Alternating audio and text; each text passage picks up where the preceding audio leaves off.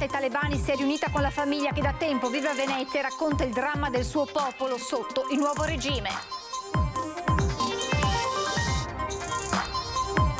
Rendere gratuita tutta la 27 da Mogliano a Belluno, in una parola liberalizzare. Zaia rilancia l'appello dopo il miliardo stanziato da Autostrade per l'Italia nel nostro territorio. Anche quest'anno Venezia ha voluto ricordare la tragedia dell'11 settembre alle Torri Gemelle di New York con il tradizionale corteo acqueo lungo il Canal Grande. Nel ventennale dei tremendi attentati che colpirono gli Stati Uniti, l'attacco alle Torri Gemelle rivive nei ricordi dei maestrini che raccontano come appresero la notizia. Autista CTV morto per Covid a 52 anni, il cordoglio dell'azienda. Il direttore generale di AVM Seno ricorda perché questi lavoratori non hanno l'obbligatorietà del Green Pass. Mostra del cinema, a pochi minuti dalla cerimonia di premiazione, il buco di Michelangelo Frammartino e È stata la mano di Dio di Paolo Sorrentino tra i favoriti per la vittoria finale. Abbiamo incontrato Uberto Pasolini, presidente italiano di una delle giurie ufficiali della Mostra del Cinema, e ci ha raccontato la vita dei giurati durante il festival. Buonasera e ben ritrovati con l'edizione veneziana dei nostri telegiornali. In primo piano le parole dell'attivista afghana 32enne scampata ai talebani Zahra Ahmadi, che si è riunita alla famiglia che da tempo vive a Venezia. Ospite a Mestre al Festival della Politica, racconta il dramma del suo popolo oppresso dai terroristi talebani. Occhi scuri, profondi, sguardo intenso e rivolto altrove a quasi 5.000 chilometri di distanza da lei, alla sua terra, l'Afghanistan.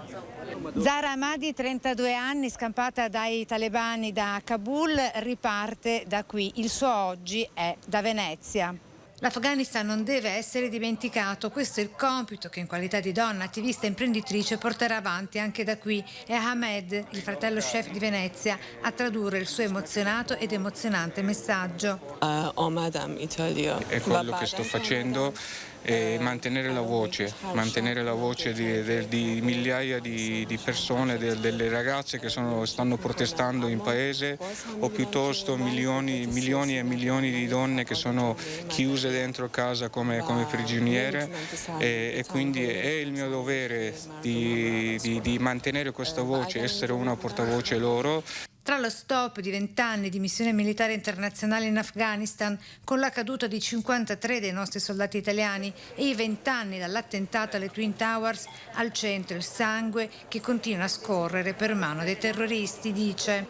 Mi dispiace per loro e sono d'accordo che dopo 20 anni ancora non siamo riusciti a risolvere il problema del terrorismo, anzi forse adesso è ancora più vasta.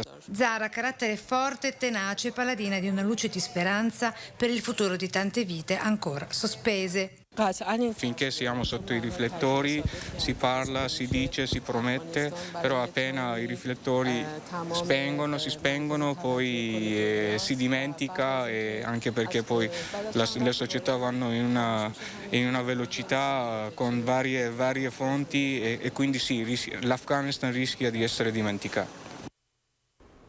Lo avete visto accanto a lei il fratello Ahmed, che è riuscito a mobilitare e a scuotere tante coscienze, permettendo proprio alla sorella Zahra di mettersi in salvo dai talebani a bordo di un volo umanitario partito da Kabul. Ora Ahmed ripercorre quei drammatici momenti. Immaginavo i 6 anni del curriculum talibano in Afghanistan, con lei che era sempre, attiva per essere emancipata dentro il mio paese, però ad un certo punto rischiava di rimanere, anche se magari non succedeva niente a livello personale a lei, forse, perché c'era anche quel rischio, però in linea massima e la linea, con la linea più speranzosa, rimaneva a casa come una prigioniera, e questo non mi andava per prima, perché, ripeto, io ho investito su di lei perché potesse studiare, ho lavorato qui, mandavo soldi perché dovesse fare questa cosa, e devo anche dire che non sono l'unico uomo afghano che ha dato questa possibilità e che ha pensato come me. L'11 settembre di 20 anni fa l'attacco alle Torri Gemelle di New York. Anche quest'anno Venezia ha voluto ricordare quell'attacco terroristico con il tradizionale corteo acqueo lungo il Canal Grande. Corteo acqueo a Venezia di una giornata di lutto per tutto il mondo, la cui ferita dopo 20 anni è ancora recente.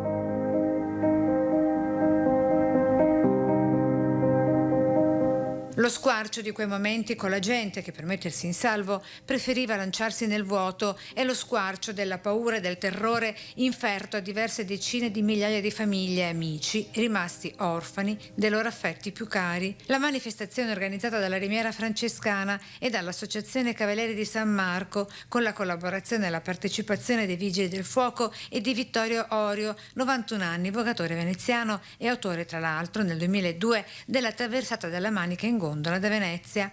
Una decina le imbarcazioni è partita da Piazzale Roma per raggiungere il bacino di San Marco. Il messaggio degli organizzatori contro ogni tipo di fondamentalismo di qualunque natura esso sia. E adesso il ricordo di quella terribile giornata nel racconto dei mestrini.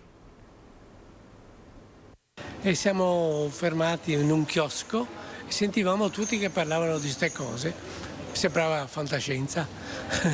Pensavo che stessero parlando del film che avevano visto il giorno prima e invece dopo siamo entrati in macchina, abbiamo acceso la radio e là abbiamo scoperto tutto quello che è stato. Io ero piccola, cioè io avevo avuto 2 anni e che mia madre mi ha sempre parlato che era in spiaggia, che è stata una catastrofe, la fine del mondo a momenti, perché ha detto hanno fatto un attentato. Dove, come, quando, e ha detto al Torre Gemelle. Mia madre incredula, questo mi ricordo principalmente. Ero all'università, mi ricordo che c'è stato uno sgomento terribile, ho rivisto le immagini ieri alla televisione, tra l'altro la città la conosco, e sono tornato nel luogo dopo qualche anno e c'è proprio una pelle d'oca. Da sanitario, per curiosità mia, ho deciso di approfondire la questione. Mi è piaciuto farmi carico delle esperienze e di viverle per poter portare avanti il mio obiettivo sanitario come in quanto sanitario. Quindi ecco, diciamo, l'ho vissuta più dal momento dal punto di vista dell'emergenza e della cura. La desolazione, ecco, e la disperazione soprattutto, perché si pensa solo che possono essere cose che non si possono recuperare, dolori troppo forti, troppi morti, troppe cose terribili anche da vedere e da vivere. È un momento terribile per tutti, credo, anche se non l'ho vissuto in prima persona, comunque ne ho sentito parlare parecchio dai miei genitori e non so, mi viene la pelle d'oca solo a pensarci adesso. Parliamo di infrastrutture. Il governatore Zaia rilancia sulla liberalizzazione della 27. Sarebbe, dice, un bel segnale per un territorio che ha dato tanto. Spero che si possa anche pensare magari che Società Autostrade cominci a valutare anche l'idea della liberalizzazione della 27, che è una delle grandi sfide. Potrebbe essere un bel segnale di Società Autostrade per il territorio, che ha dato tanto a Società Autostrade. Rendere gratuita tutta la 27 da Mogliano a Belluno, in una parola liberalizzare. Il governatore del Veneto rilancia un appello più volte fatto negli ultimi anni e lo fa dopo aver appreso che Autostrade per l'Italia ha stanziato 1 miliardo per effettuare interventi nel nostro territorio. Mi auguro che siano finalizzati ai temi della sicurezza, in particolare di quella dei viadotti, spiega Zaia. Questa è manutenzione, ordinaria o straordinaria. Ma il numero 1 di Palazzo Balbi è chiaro, sto insistendo da tempo verso una direzione. Una direzione che ci permette comunque di fare tutto un ragionamento anche rispetto a una parte di territorio che necessariamente deve essere sgravata, o quantomeno, se ci sono risorse da investire, si investa per realizzare, diciamo, bretelle per raggiungere più velocemente i caselli autostradali e quindi mettere più in connessione col territorio questa infrastruttura che è nata nella notte dei tempi, e basti pensare a Treviso Nord, che finisce in mezzo alla campagna con nessun collegamento, anzi un collegamento l'abbiamo fatto noi come provincia sulla Pontebana. Un appello, quello sulla liberalizzazione, più volte rimandato al mittente delle autostrade a guida Benetton. Motivazione: le troppe perdite. Ora però lo scenario, con la transizione in corso dagli imprenditori trevigiani a Cassa Depositi e Prestiti, potrebbe cambiare. Questo potrebbe essere, come si può dire, un ritorno alla comunità, no? Io capisco che loro fanno impresa, non mi permetto di forzare, ma mi permetto di dire che comunque sarebbe un bel segnale.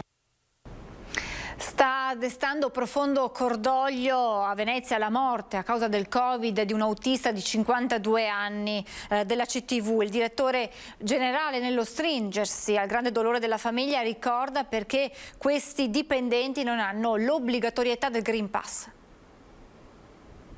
Ha lasciato scossa l'intera azienda del trasporto pubblico locale veneziana la morte del collega Dario Paneghelle, scomparso causa Covid nella notte a soli 52 anni dopo essere stato trasferito in terapia intensiva. Il cordoglio alla famiglia anche dai vertici aziendali. Ho avuto la fortuna di conoscerlo personalmente ed era veramente una brava persona, e quindi esprimo tutta la mia vicinanza alla famiglia, alla moglie, al figlio. Dario in ospedale dallo scorso agosto con posizione contraria al vaccino, salvo poi ricredersi durante il ricovero a dolo, come hanno riportato alcuni colleghi che ora stanno facendo una colletta a sostegno della famiglia. Sono cose che lasciano un profondo dolore in tutti noi e soprattutto credo nelle persone che lo conoscevano meglio, che sono i suoi colleghi autisti. La scomparsa di Dario riaccende i riflettori anche sull'obbligatorietà da ottobre del Green Pass per i dipendenti pubblici, tipologia a cui però non rientrerebbero i lavoratori delle CTV. Il perché lo spiega lo stesso dirigente. Noi siamo un'azienda pubblica di diritto privato, i nostri dipendenti, in particolar modo quelli di ACTV, sono incaricati di pubblico servizio e in questo momento sul tema dell'obbligatorietà o meno siamo in attesa di disposizioni da parte del governo, non c'è ancora molta chiarezza su quali potranno essere gli obblighi o i vincoli per i dipendenti come i nostri. L'auspicio è più generale e quindi che tutti si vaccinino. Parliamo adesso della mostra del cinema, a pochi minuti dalla cerimonia di premiazione. Il buco di Michelangelo Frammartino sembra aver rapito l'attenzione della giuria. Premio importante, dicono le ipotesi e i pronostici, anche per il film È stata la mano di Dio di Paolo Sorrentino.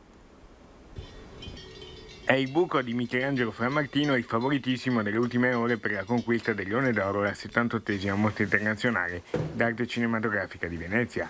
Solo ipotesi o qualcosa di più? Tra poco ce lo rivelerà la madrina Serena Rossi, splendida e indiscutibile regina della serata di chiusura. Le indiscrezioni danno poi un secondo premio importante attribuito dai giurati a un altro film italiano, È stata la mano di Dio, di Paolo Sorrentino. Quel che è certo è che il buco, indipendentemente da eventuali premi, ha colpito la giuria. Così il regista nella nostra intervista di sabato scorso. Qui in concorso come vivrà la giornata e che obiettivo ha il film? Guarda, adesso siamo spaesati, come quando si esce di grotta, si è stato tanto al buio e c'è troppa luce, no? Quindi c'è un po' di spaesamento, non ce l'aspettavamo, il concorso, anche se Barbera ci ha chiamato già diversi mesi fa, subito, quindi lo sappiamo da molto tempo, ci abbiamo pensato pure un po', avevamo un po' paura, francamente, e poi proprio perché non avevamo mai pensato a un concorso, abbiamo detto, ma forse proprio per questo allora vale la pena andarci. Poi abbiamo deciso di girare veramente nell'abisso, no? Siamo scesi non fino a 700, però siamo scesi fino a 400 metri, dove c'è un lago che nella storia fa da frontiera, e per farlo ci siamo preparati. Per farlo abbiamo addestrato la troupe, siamo diventati speleologi, orgogliosamente lo diciamo adesso, e però ci volevano molte ore per arrivare nei luoghi, quindi anche 6, 7, a volte 10 ore per arrivare e cablare la grotta, e quindi poi a volte giravamo un'ora e ce ne tornavamo su perché ci attendevano 6 ore di risalita, quindi sì, è stata dura. È un film che narra di una vera e propria epopea che avrà luogo nell'altopiano del Pollino in Calabria, dove gli speleologi scopriranno la grotta più profonda del sud Italia e una delle più profonde del mondo. E oggi al Lido abbiamo incontrato Uberto Pasolini, il presidente italiano di una delle giurie ufficiali del festival, e ci ha raccontato la vita dei giurati durante la kermesse cinematografica. È il presidente italiano di una delle giurie ufficiali della 78esima Mostra Internazionale d'Arte Cinematografica di Venezia, il regista, produttore e sceneggiatore Uberto Pasolini, ci ha raccontato la vita dei giurati a Venezia. Presidente della giuria Opere Prime, che vuol dire veramente la chance di scoprire delle nuove voci, il momento che decidono di fare un lungometraggio. Molti avevano già fatto dei corti, ma questo è il loro momento del lungometraggio e delle voci da tutto il mondo, per cui è affascinante. Noi abbiamo visto 19 film, ho appena finito di vedere l'ultimo film. L'Opera Prima è una giuria che si occupa, la nostra giuria si occupa di tutte le opere prime in maniera trasversale, per cui ci sono delle opere che sono nel concorso principale, ci sono delle opere che sono in orizzonti, giornate degli autori.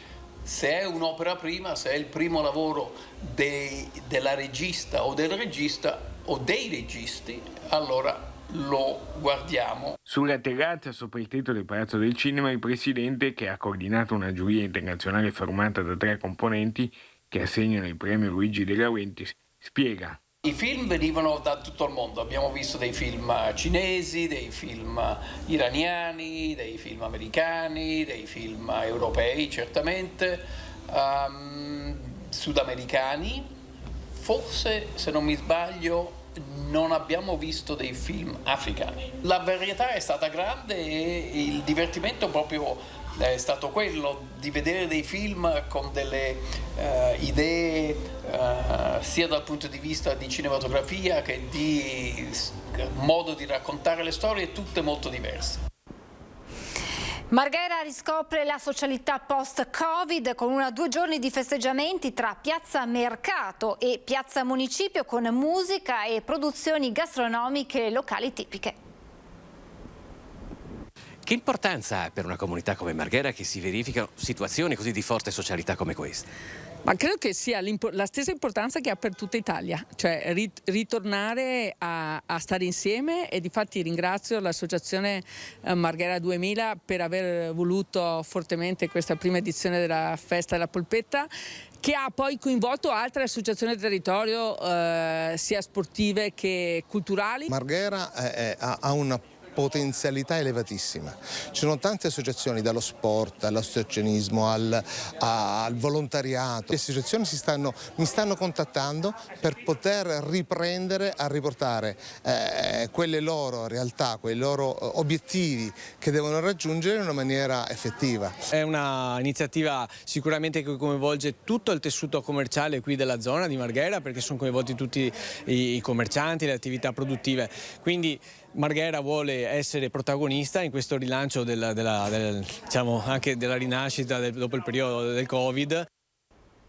Un'ultimissima notizia di sport: con la prima vittoria del Venezia in Serie A, gli arancio-nero-verdi si sono imposti 2-1 ad Empoli. E termina qui questa edizione del nostro telegiornale, vi lascio le previsioni meteo, grazie per l'attenzione e buona serata. Si apre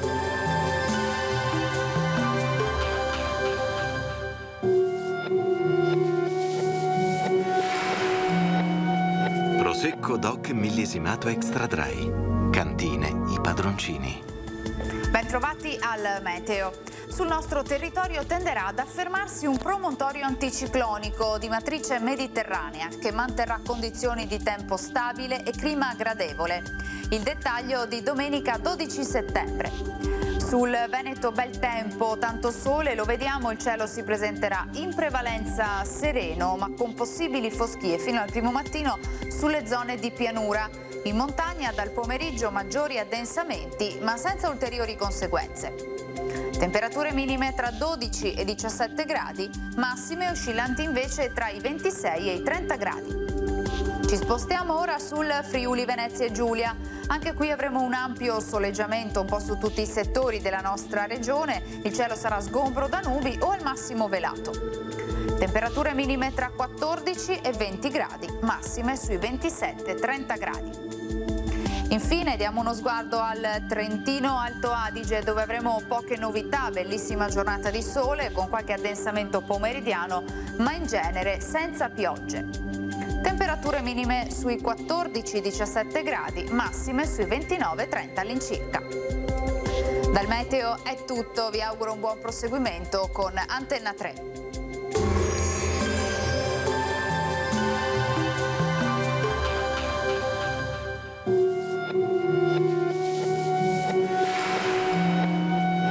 Prosecco DOC millesimato extra dry. Cantine, i padroncini.